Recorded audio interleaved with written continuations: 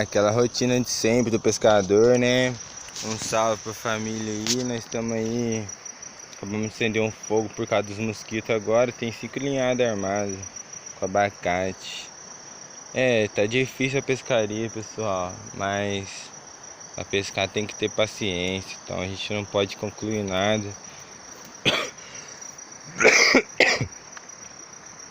Então tá tudo certo pela ordem, guardando aquela piaba de 1 quilo para postar no canal.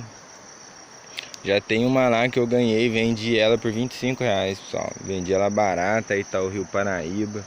O rio é grande, dá pra vocês verem o barulho do rio aí, ó. Ele vindo lá de cima, entendeu? Onde que ele vem vindo, a mata é grande, densa. Bastante bambu pra nós. Ele vai descendo, o rio é bem largo, que é um poção. E as piabas tá aqui, nós tá no aguarde com abacate. Tamo no aguarde. É mais um vídeo pro canal. Curte, comenta e compartilha com os amigos. Que é das antigas, fazendo aquele foguinho lá. O foguinho pegou, hein? Pegou bonito.